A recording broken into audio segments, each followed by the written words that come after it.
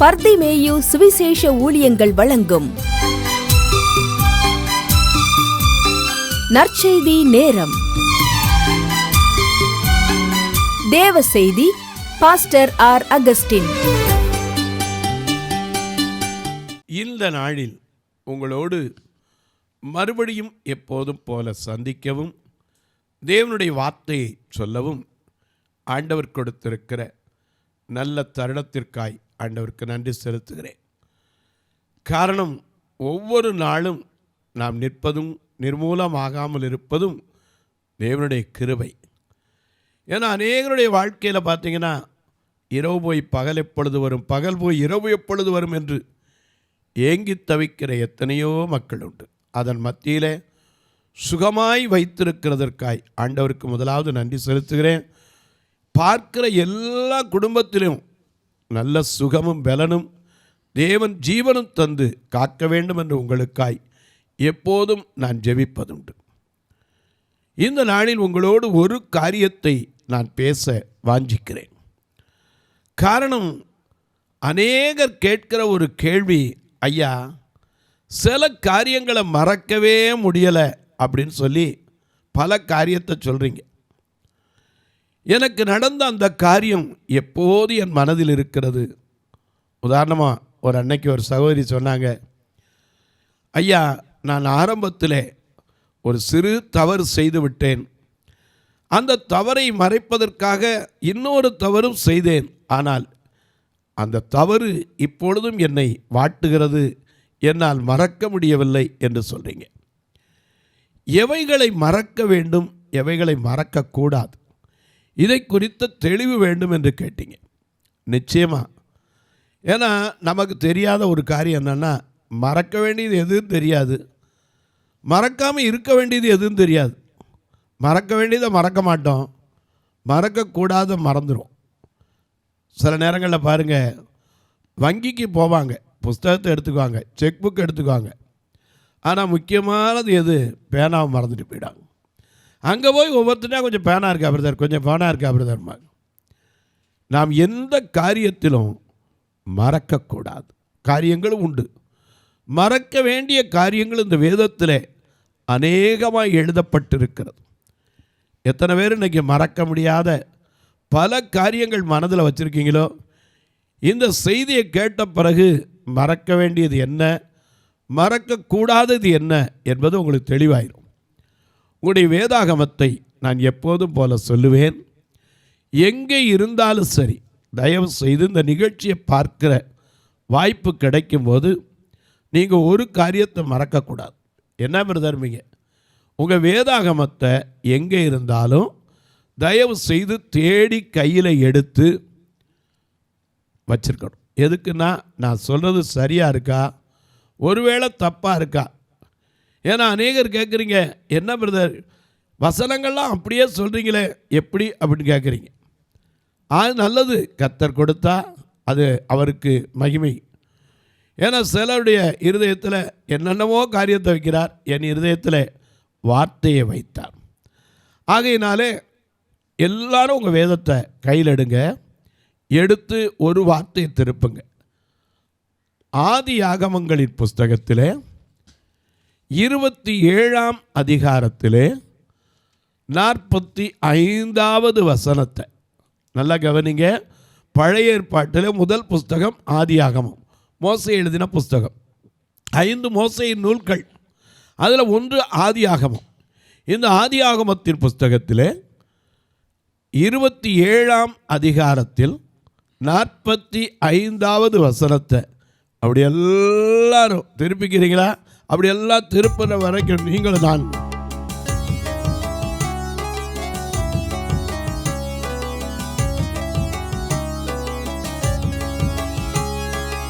உமக்கு மகிமை தருகிறோ, உம்மில் தான் மகிழ்ச்சி அடைகிறோ.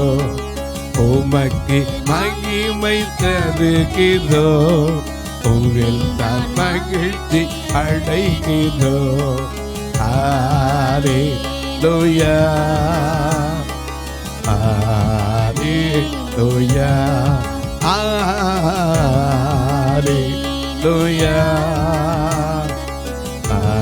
ஹல்லேலூயா.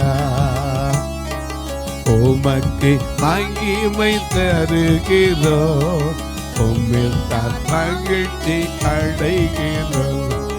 உமக்கு மகிமை தருகிறோம், உம்மில் தான் மகிழ்ச்சி அடைகிறோம்.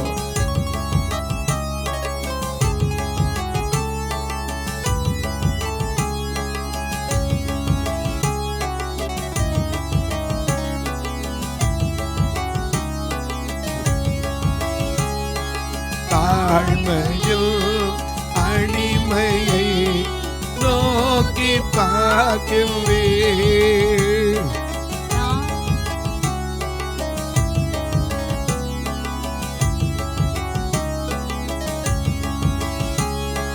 தாழ்மையில் அடிமையை நோக்கி பார்க்கிறேன். தாழ்மையில் அடிமையை நோக்கி பார்க்கிறேன். உயர்த்தி மகிழ்கிறோம், ஒரு கோடி சொத்திரமே. உயர்த்தி மகிழ்கிறோம், ஒரு கோடி சொத்திரமே. ஹல்லேலூயா. Hallelujah, hallelujah, hallelujah. உமக்கு மகிமை தருகிறோம், உம்மில் தான் மகிழ்ச்சி அடைகிறோம். உமக்கு மகிமை தருகிறோம், உம்மில் தான் மகிழ்ச்சி அடைகிறோம்.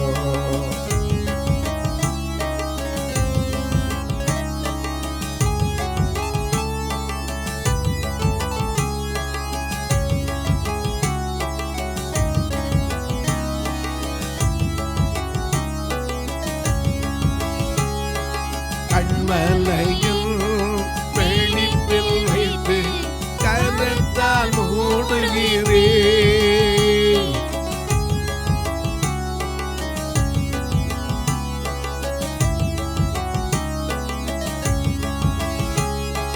கண்மலையில் வெளிப்பில் வைத்து கரத்தால் மூடுகிறேன்.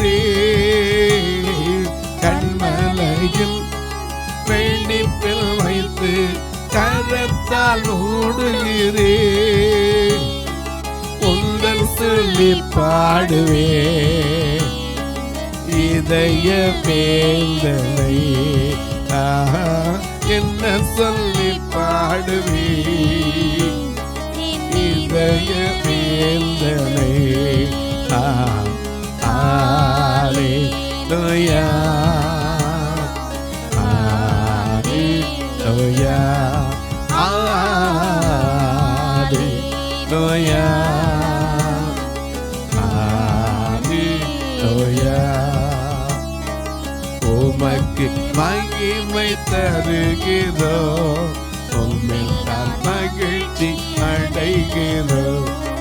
உமக்கு மகிமை தருகிறோம், உம்மில் தான் மகிழ்ச்சி அடைகிறோம். Hallelujah, hallelujah, hallelujah, hallelujah. எல்லாம் எடுத்திருப்பீங்க. ஆதியாகமம் 27ஆம் அதிகாரம் 45வது வசனம். உன் சகோதரன் உன்மேல் வைத்த கோபம் தணிந்து நீ அவனுக்கு செய்ததை அவன் மறந்த பின் நான் ஆள் அனுப்பி அவ்விடத்திலிருந்து உன்னை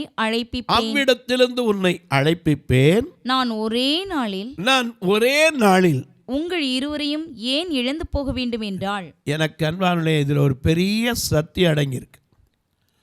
ஏன்னா அநேக நேரங்களில் மறக்காமல் இருந்தால் ரெண்டு வாழ்க்கையிலையும் சமாதானம் இருக்காது. இந்த பூமியிலையும் சமாதானம் இருக்காது, நித்தியத்தில் என்ன இருக்காது, சமாதானம் இருக்காது. வாழ்க்கையில் மறக்கிறதுக்கு நாம் என்ன செய்யணும்? கற்றுக்கொள்ள வேண்டும். சில காரியங்களை மறக்கணும். ஆனால் நம்மளால் என்ன செய்ய முடியாது? மறக்க முடியுமேன்னு சொல்லுவோம். ஏன்னா மனித வாழ்க்கையில் சில காரியங்கள் அப்படியே படம் பிடிச்ச மாதிரி சிலர்லாம் சொல்லுவான். இத்தனாம் தேதி ராத்திரி இத்தனை மணிக்கு நல்லா மழை பெஞ்சுக்கிட்டு இப்படிலாம் சொல்லுவாங்க. கோர்ட்டுக்கு நம்ம ஆக்குலர் ப்ரூஃப் கொடுக்குற மாதிரி. ஒரு நாளும் சில காரியங்களை நம்ம மறக்க கற்றுக்கொள்ளணும். ஏன்னா நம்ம பாடுறோம், கடந்ததை நினைத்து கலங்காதே, நடந்ததை மறந்து விடு. ஏன்னா கர்த்தர் நமக்கு என்ன செய்வாரா? புதிய காரியங்களை செய்வார்.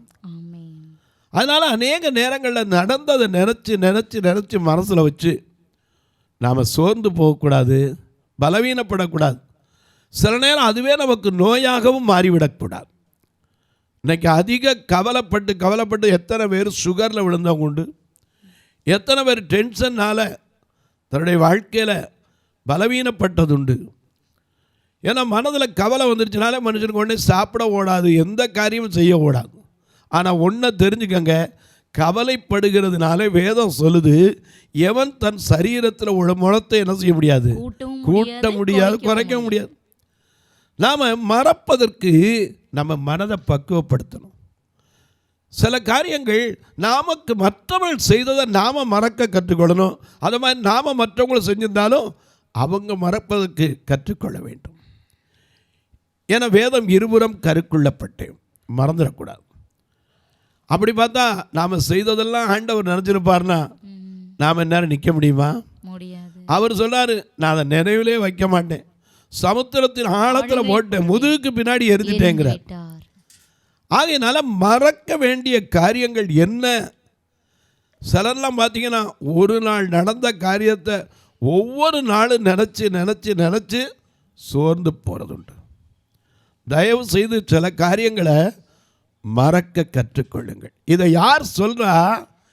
ஈசாக்குக்கு எலியேசர் போய் 30 ஒட்டகத்துக்கு தண்ணி ஊற்றி ஈசாக்கு வரும்போது இறங்கி அப்படியே பணிந்து கொண்ட ஒரு ரெபேக்காள், ஈசாக்குக்கு தாயின் துக்கத்தை மாற்றின அந்த ரெபேக்காள்.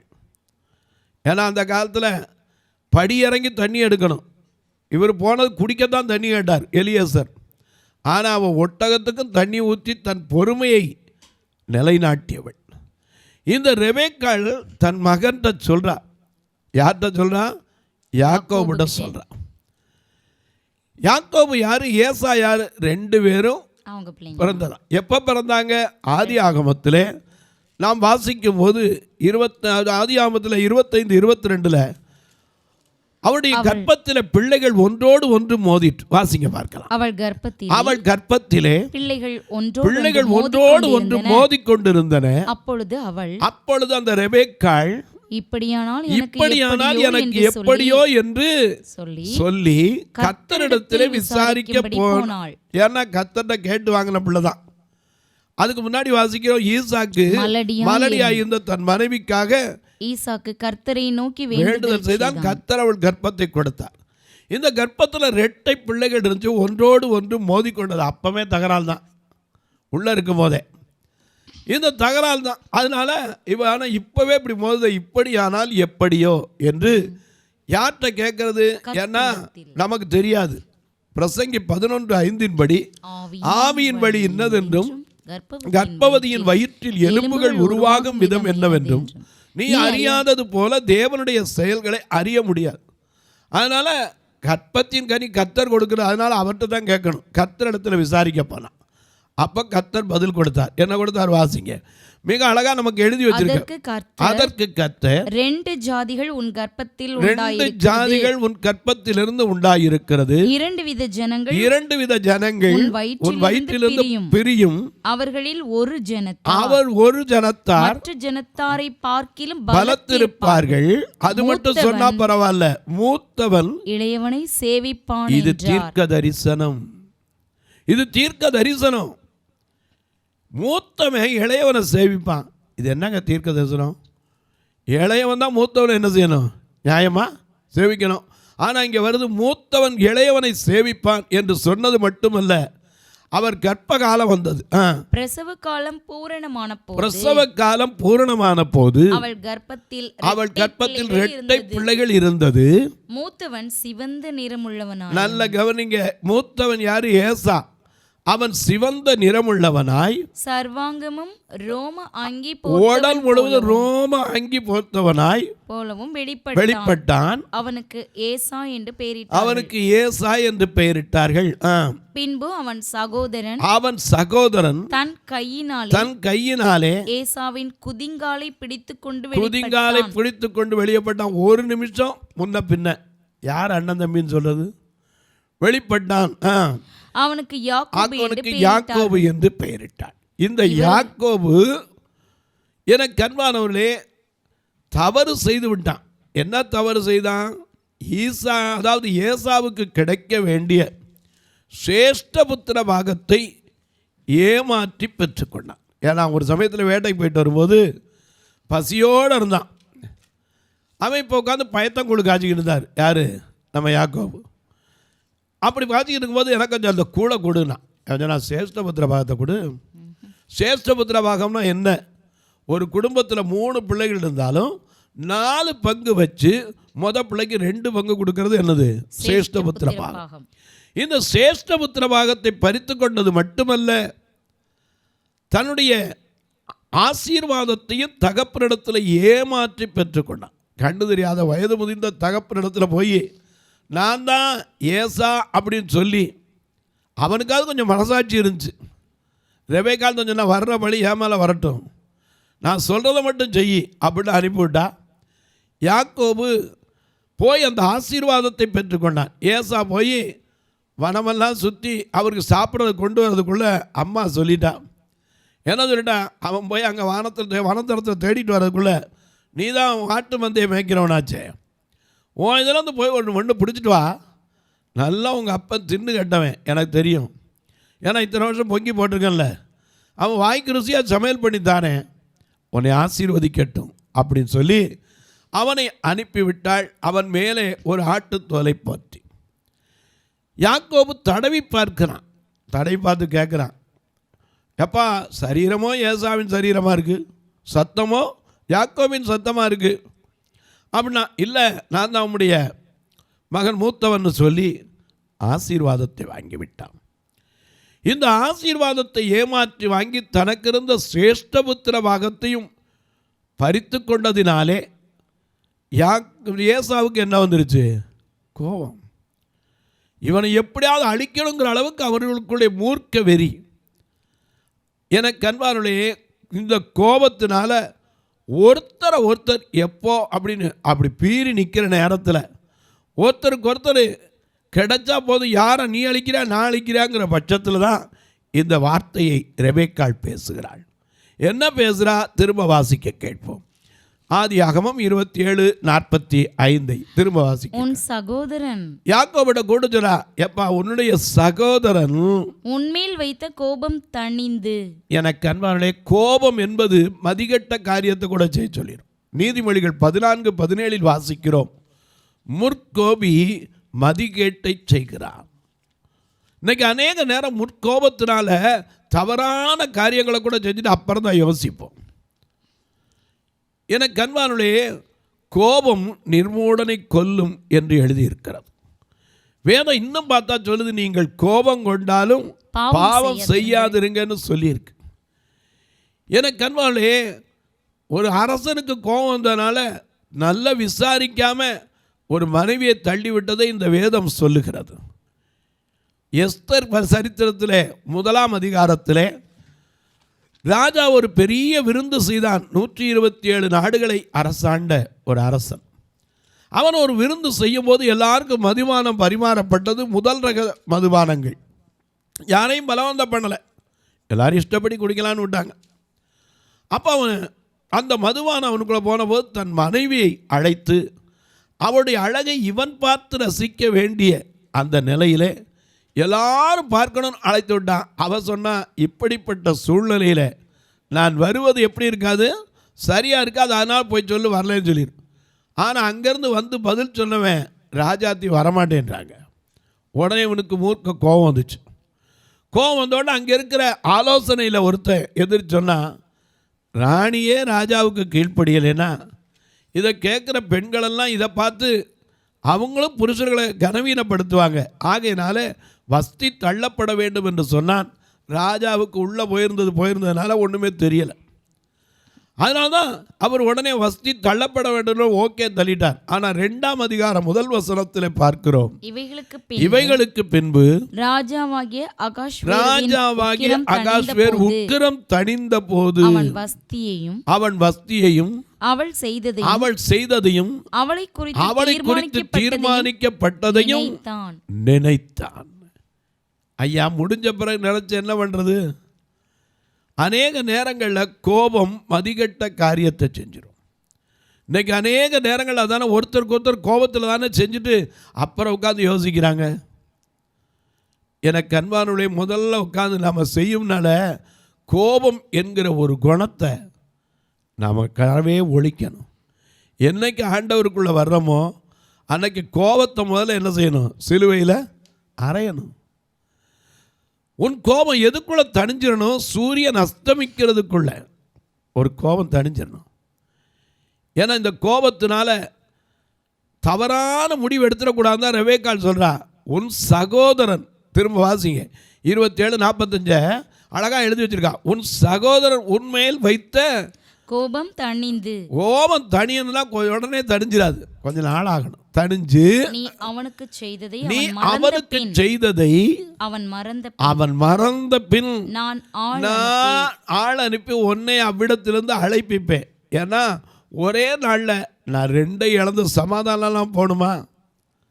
எனக்கு அன்பானுளே, இதிலிருந்து நாம் கற்றுக்கொள்ளுகிறது என்ன? நாம் முதல்ல என்ன செய்யணும்? கற்றுக்கொள்ள வேண்டிய ஒரு காரியம், நாம் நடந்த காரியங்களை மறக்க கற்றுக்கொள்ள. நமக்கு ஒரு தீமை செஞ்சிருந்தா கூட அந்த தீமையை மறக்க நாம் கற்றுக்கொள்ள வேண்டும். ஏசா மறந்துட்டான், ஆனால் யாக்கோபால் என்ன செய்ய முடியல? 20 வருஷம் அந்த கோபத்தை அப்படியே வச்சுக்கிட்டு இருந்தான். ஆண்டவர்கிட்ட ஏசா வரப்போறானவனு போய் போராடினான். தொலைக்காட்சியில் பார்க்கிற என் அன்பு மக்களே, இந்த நிகழ்ச்சியை நாள்தோறும் பார்க்குறீங்க, கேட்குறீங்க, சந்தோஷப்படுறீங்க. உங்கள் குடும்பத்திலையும் இன்றைக்கு கோபம் இருக்கா? யாராவது செய்த காரியத்தை உங்களால் மறக்க முடியாமல் இருக்கா? இன்றைக்கி மறந்து பாருங்க. இந்த பூமியிலேயே சமாதானம் உண்டு, நித்திய வாழ்க்கையிலே நமக்கு சமாதானம் உண்டு. கோபம் நிர்மூடனை கூட கொன்று விடுகிறது. கோபத்தினால நாம் என்ன செய்கிறோங்கிறது கூட தெரியாமல் சில நேரம் செய்து விடுகிறோம். பின்னாடி உட்காந்து யோசிச்சு பின்னாரு என்ன பிரயோஜனம்? பட்ட பின்னாலே வருகிற ஞானம் யாருக்கு உதவாதுன்னா, வருமுன்னர் காவாதான் வாழ்க்கை எரிமுன்னர் வைத்தூர் போல கெடும் என்று வள்ளுவ பெருந்தகையார் சொன்னார். வருமுன்னர் காவாதான்னா வர்றதுக்கு முன்னாடியே காக்கணும். அப்படி இல்லைன்னா எது போல் இருக்குமா? எரியிற அக்கினிக்கு முன்னாடி வைக்கல் இருந்தால் அதுவும் கெட்டு போகும், மாடு கூட திங்காது. அதான் அர்த்தம். எனக்கு அன்பானுடைய ஏசா அந்த காரியத்தை மறக்கணும், யாக்கோபும் மறக்கணும். அதுக்காகத்தான் நீ போய் ஒரு இடத்துல இருப்பா, நீ போய் உன் மாமா வீட்டில் இரு, அந்த கோபம் தணியட்டும், நீ செஞ்ச தப்பு தான் அவன் மறக்கட்டும், நான் சொல்லி கொடுத்து செஞ்சால் கூட அதை மறக்கிற வரைக்கும் அங்கே காத்துருடான். அதனால தான் யாக்கோபு போய் தன்னுடைய மாமன் வீட்டில் 20 வருஷ காலம் அனுபவித்தார். தொலைக்காட்சியில் பார்க்கிறவர்களே, இந்த நிகழ்ச்சியை பார்த்துக்கிட்டு இருக்கீங்களே, ஒரு வார்த்தை இதுக்காக ஜெபிக்கிறீங்களா? இது தொடர்ந்து வரணும், இதற்கான தேவைகள் சந்திக்கப்படணும். எப்போமாவது உங்களுக்கு டைம் கிடச்சா மதுரைக்கோ திருநெல்வேலிக்கோ எங்கே வந்தாலும் எங்களுடைய ஆலயத்துக்கு நீங்கள் வாங்க, வந்து பாருங்கள். கர்த்தர் ஏவினால் தாங்களா இல்லாட்டா வேண்டாம். இப்போ கூட ஒரு கட்டுமான பணி சகோதரிகள் தாய்மார்களுக்காக, பார்வை இழந்த தாய்மார்கள் சகோதரிகள், அவர்களுக்காக ஒரு அறையை கட்டி வர்றோம். இந்த அறைக்கு ஒரு சதுரடி 2300 ரூபா. எனக்கு ஆசை ஒரு 700-800 சதுரடி கட்டிடணும். ஏன்னா அவங்க இடம் நல்ல பிரச்சனை இல்லாமல் இருக்கணும். அது மாதிரி பெண்களாக இருக்கிறதுனால அவங்களுக்கு எல்லா வசதியும் உள்ளே இருக்கணும்னு எனக்கு ஆசை.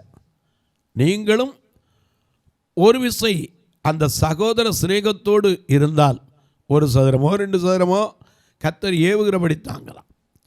ஒவ்வொரு வாரமும் நான் யாரையும் சாப்பிடாமல் அனுப்புறதில்ல. உங்கள் பிறந்த நாள், திருமண நாள் போன்ற நல்ல நாட்களிலே வருகிற ஆலயத்தில் வருகிற எல்லாருக்கும் சாப்பாடு கொடுக்க உதவலாம், இவங்களை கூட்டிகிட்டு வர உதவலாம்.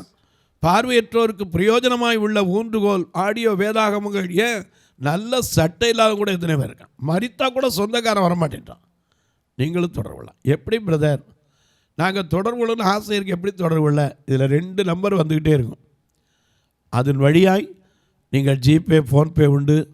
ஒருவேளை ஐயா நாங்கள் கணக்கு வைக்கிறவங்க சொன்னீங்கன்னா நான் உங்களுக்கு கேளுங்க, அதற்கான இலக்கத்தையும் உங்களுக்கு சொல்லுவேன். அக்கௌண்ட் நம்பர் தனியாக அதுக்குன்னே இருக்குது. நீங்கள் தொடர்பு கொள்ளலாம். உங்கள் ஜெபக்காரி எது இருந்தாலும் காலை 10லேருந்து 5 மணிக்குள்ளே சொல்லலாம். இப்போ உங்களுக்கு ஜெபிக்கட்டுமா? அன்பில் பரலோக பிதாவே, ஆசீர்வதிக்கப்பட்ட அந்த நல்ல நாளிலே மறக்க வேண்டியவைகள், மறக்க வேண்டிய காரியங்கள் என்ன நாங்கள் கற்று வருகிறோம் சுவாமி. ஒருவருக்கு தீங்கு செய்திருந்தாலும் அதை மறக்கிற, மன்னிக்கிற அனுபவத்தை கிறிஸ்தவ ஜீவியத்தில் கொடுங்க. கிறிஸ்து எங்களுக்காக எவ்வளவோ மன்னித்தார். நாங்கள் மற்றவர்களை மறக்கிறோம், மன்னிக்கிறோமா? இந்த அனுபவத்தை தாங்க. சகோதரர்களுக்குள்ளே இன்றைக்கு ஒருவருக்கு மேல் ஒருவர் காழ்ப்புணர்ச்சியோடு இருக்கிற சகோதரர்களுக்காய் ஜெபிக்கிறேன். ஒருவர் மேல் ஒருவர் காழ்ப்புணர்ச்சியாய் இருக்கிற கணவன் மனைவிக்காய் ஜெபிக்கிறேன். மாமியார் மருமகளுக்காய் ஜெபிக்கிறேன். பெற்றோர் பிள்ளைகளுக்காய் ஜெபிக்கிறேன். அவர்களுக்குள்ள ஒரு சமாதானத்தின் ஆவியை ஊற்றுவீராக. பிறந்த நாள், திருமண நாளை நினைவு கூறுகிற மக்களுக்காய் ஜெபிக்கிறேன். வியாதி படுக்கையில் இருப்போருக்காய் ஜெபிக்கிறேன். பல நாட்கள் முடக்கு வாதத்தில் கை கால்கள் செயல்படாமல், ஐயோ இந்த படுக்கையை விட்டு நான் என்னைக்கு எழுந்திருப்பேன்னு காத்திருக்கிற மக்களுக்காய் ஜெபிக்கிறேன். வயிற்றில் பலவிதமான பிரச்சனைகளோடு, ஐயா எனக்கு எப்படின்னே தெரியலையே என்று சொல்லி நீர்க்கட்டியோ அல்லது ஸ்டோன் ப்ராப்ளங்களோ அல்லது அப்பெண்டிக்ஸ் போன்ற எந்த காரியமாக இருந்தாலும் கர்த்தர் பரிபூர்ண விடுதலை கொடுப்பீராக. வானத்திற்கும் பூமிக்கும் சகல அதிகாரம் கொண்ட இயேசு கிறிஸ்துவின் ஈடு இணையற்ற வல்லமையுள்ள நாமத்தில் ஜெபிக்கிறேன் நல்ல பிதாவே, ஆமென். சபை ஆராதனை ஞாயிறு காலை 10 மணி முதல் 12 மணி வரை. இடம் பர்திமேயு சுவிசேஷ ஆலயம், அன்னை சத்யா நகர், இளமனூர் அஞ்சல், சக்கிமங்கலம் வழி, மதுரை மாவட்டம். பின்கோட் 625201 மற்றும் பர்திமேயு சுவிசேஷ ஜெப வீடு, plot number 107, Eden Garden, Muthur, Tirunelveli. Pincode 627011. சிறப்பு உபவாச கூட்டம் ஒவ்வொரு மாதமும் 2வது சனிக்கிழமை காலை 10 மணி முதல் 1 மணி வரை நாகர்கோவில் YMCA ஹாலில் வைத்து நடைபெறுகிறது. மற்றும் ஒவ்வொரு மாதமும் 4வது சனிக்கிழமை காலை 10 மணி முதல் 1 மணி வரை திருநெல்வேலி புதிய பேருந்து நிலையம் அருகில் உள்ள கிரேஸ் ஹாலில் வைத்து நடைபெறுகிறது. எங்கள் எல்லா ஆராதனைகளிலும் கலந்து கொண்டு தேவனை மகிமைப்படுத்த அன்பாய் அழைக்கிறோம். உங்கள் உதாரத்துவமான காணிக்கைகளினால் இவ்வூழியத்தை தாங்க விரும்பினால் R Augustine, account number 5021364331, IFSC code IDIB 000B066, Indian Bank, BP Kulam, Madurai. GPay number 9842181917, BGM ministries மற்றும் 9442559772, பிளைண்ட் மினிஸ்ட்ரீஸ் அகஸ்டின். உங்கள் தொடர்புக்கு பாஸ்டர் ஆர் அகஸ்டின், பர்திமேயு சுவிசேஷ ஊழியங்கள், நாகமலை, புதுக்கோட்டை, மதுரை 625019. தொலைபேசி எண்கள் 9842181917 மற்றும் 9442559772. கர்த்தர் தாமே உங்களை ஆசீர்வதிப்பாராக.